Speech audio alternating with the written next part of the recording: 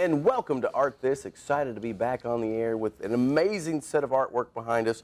John, how are you? I'm doing fantastic, Stephen. This is the show about the work that makes art work, and we get to dive into that topic today with Joe Sardar, a talented painter from Moorhead, Kentucky. He's going to talk about his work. He's going to paint while we talk. We're going to look at a bunch of his paintings and talk about what's behind us, too. Stick around for Art This. We'll be right back.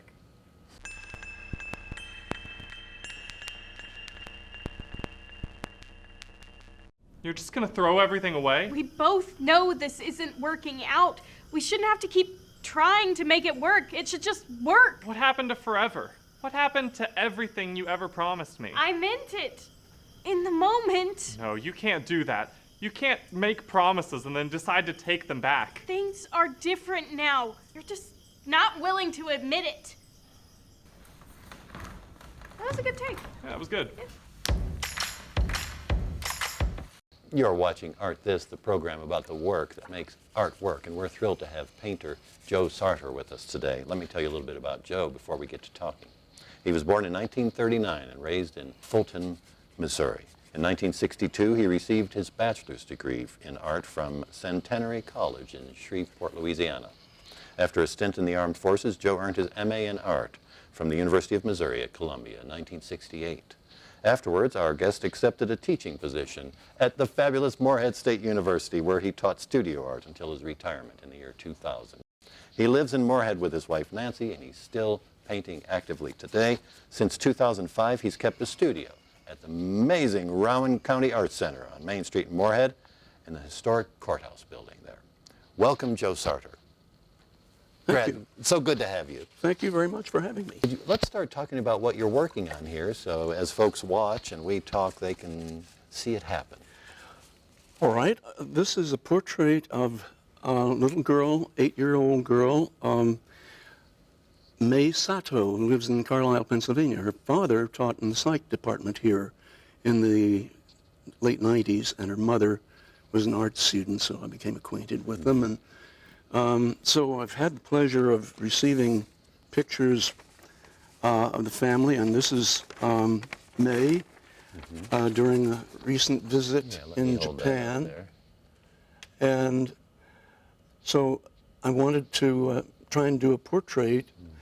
May had some input on this. She wanted the portrait to have her crossing the spillway in a very daring manner on those stepping stones. But the reference is so small, I decided to try and combine these images, and that's where I'm at now. And so it's a rather, as I tried to explain to May, in a contemporary vein, and to make that happen even more in a more satisfying way, perhaps, was to include some of her own drawings, cartoon drawings. Yes. So I've used some of the heads. These very interesting heads. She's a very creative young lady. So I've repeated those in a few places. Now this painting is a long way from being in a finished state, but I have approached it, of course, from the standpoint of ideas and organization, and hopefully complying with May's wishes. Yes. And so I'm also repeating the idea of the butterfly in a few places, and I'm working eventually, I think, for a primary interest here where the small figure is crossing the stream.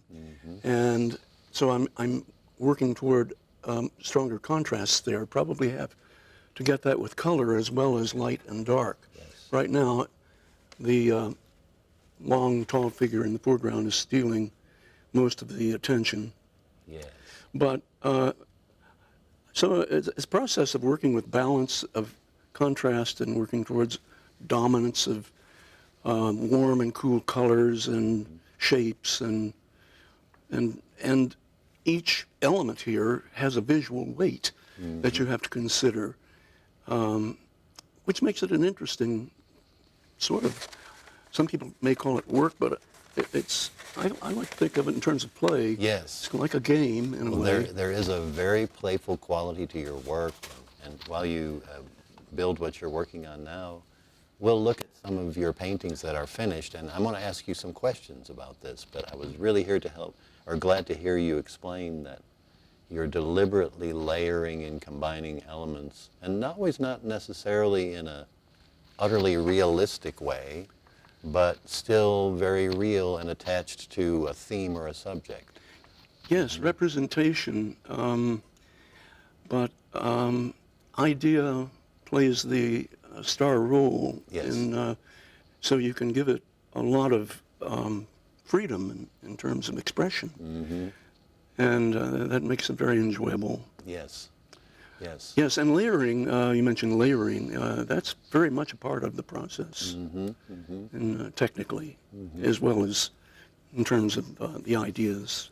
Is she watching herself cross the stream? Yes. She is. Yes, and one of her little cartoon faces is, I'm trying to integrate that into this butterfly shape right now that is a little ambiguous, but, and I don't want it to become too outstanding, so, again, this principle of balance Yes. plays a role. Well, there's a reward in your paintings, and I'm going to show our viewers some of your paintings while we talk. But there's a reward for lingering with the eye. The painting that has the track housing and the factory smokestacks and the nuts and the bolts all combined in a way that as if these large objects are natural objects and industrial objects raining down. All of the individual pieces are recognizable, but their juxtaposition, it challenges the viewer to do something. And you do this over and over in your paintings where things we see, we don't normally see together in the way Joe Sardar brings them together. And I see this over and over. Is there a mission statement you've got going about bringing the mundane together into some peculiarity for us? Yes, I think that's a good way to put it. And of course, you begin with, as every artist begins with space. To do something with space, either in terms of trying to replicate a deep space that we live in, actually, or to, in the case of canvas, we have to try and make it a fool the eye proposition. But the thing that I enjoy about the freedom of expression today, beyond the traditional deep space organization, is that you can combine not only different historical styles, but different ideas all in one framework, one frame of reference. You have, just as a manner of speaking, combined things that we might not normally see together, but we see often, and that would be this painting of President Trump's face with a hamburger for his head, or he's wearing a hamburger on his head. And I must tell you, it's a really good-looking hamburger. I mean, I almost want to take a bite out of it, and then I see where it is, and I don't want it anymore. Yeah, I understand. But why a hamburger? Why not a BLT or a ham sandwich? Well, we got lots of views of the president and his tastes, and some of them, in particular, his diet fad is pretty well known. He's holding a selfie, and I'm calling that painting Selfie Burger. Of course, the meat on the head and the whole meathead thing is just fantastic. But it appears as if he's in a fishbowl because there are fish swimming around him. Is that a comment on his public predicament? Or? Well, I'd like to think so. I, at the time, was engaged in painting a lot of aquarium scenes, and I enjoyed painting fish, goldfish, gold, especially fish that have long flowing fins, golden, sort of repeated his hair and his. You know, you're head, right. His hair looks like it's getting along great with the He's fish. just slightly above the surface. So the fish add interest and made it a more enjoyable Yes. subject. On so many of your paintings, there's this playful character like the cat and the mirror. Yes. Oh, cat and mouth. Cat and mouth. Yes, I Okay, was thinking of a so different Lithbirds really get the joke, don't they? Like if you're a Lithber, you'll love that one. And then this one, this beautiful painting of the band instruments and the gumballs and the people on the ball field, and the gumballs and the people on the field, they look related. They look almost like the people fell out of the machine somehow. You're very observant. I look for things to repeat quite often when I feel that there's still a need for another punch. And by golly, I don't know, sometimes it just comes to you out of the blue, like that one did. But I saw an opportunity to repeat those little figures in the background with their colored shirts and shorts and It's an their heads unnatural. shining in the sunlight. Yes. It worked. It's an unnatural, natural connection.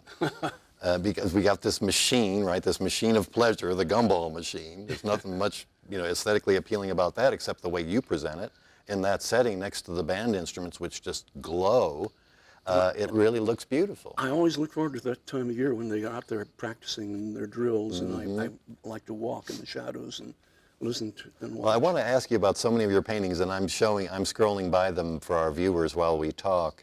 But some of the ones that really grabbed me, and I'm curious about, in particular, is the painting where you don't do the layering and the almost not surreal, but that odd combination of common elements. And that's when you do portraits. There are 2 portraits in the collection that we're looking at today.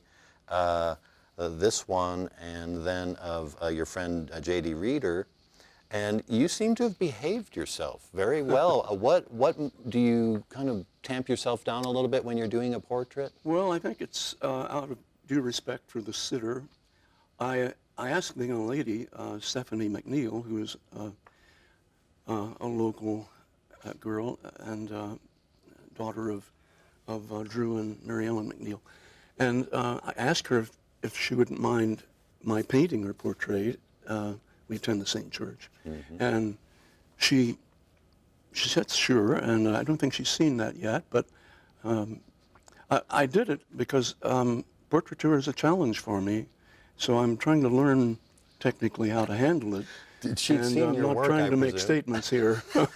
She'd seen your work. And I I thought- did her, in fact, did 2 other paintings of her preceding that one, but that one works the best. Yes. Our time is almost up, but of a portrait that you did not behave yourself with, you've put Joe Sardar in a spacesuit. Were you feeling closed in that day, or what was going on? Well, I was having fun. I called that Dog Star Sailor. When I was in college, I took voice lessons, and one of the songs I had to sing for high voice was "I'll Sail Upon a Dog Star," and so I guess I was thinking of that You were working it out. and trying to keep it in my memoir. Yes. Well, one last painting, and we really do have to go. And I like flowers, and I know you like flowers too, and most people like flowers. But in this painting of First Street, Moorhead, we've got the conference center, and we've got the folk arts center, and the windows are beautiful, and the sky is beautiful. And then there are these lovely, are they marigolds or? They are marigolds. In fact, I call that painting marigolds. Marigolds. But they're so huge that they look like Godzilla. And in a way, you've made these beautiful flowers monstrous. In a beautiful way, though. What's going on there? What were you thinking? I was thinking I need something beautiful besides a beautiful sky in that space, in that position. And who says that flowers can't be 200 feet tall? That's right. You got it. Well, good for you, Joe. Thank you so much for coming on. One last quick question. Would it be okay if folks stopped by the RCAC to visit you? Oh, I'd love it. We want visitors to come, and it's very gratifying when they show up. Best of luck to you continuing in your painting. Thank you for We having me. appreciate Thank you it. very much. Take care. We'll be back to say goodbye with Stephen in just a minute.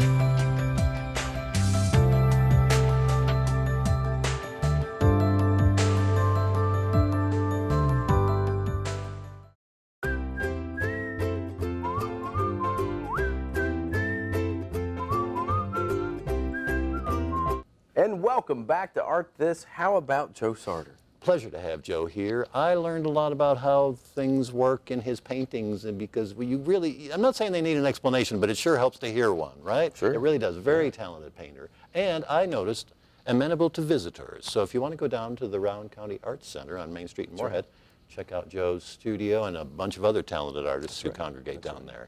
Really, thank you, Joe, for coming on Art This. What do we got next down the road, Stephen? Very excited. We're going to have a student musician on this very program doing an original tune, Donovan Culp. Awesome. Very excited. That's about the end of March, so keep an eye out for us. Take care. Let's jam out of here. 1, 2, 3.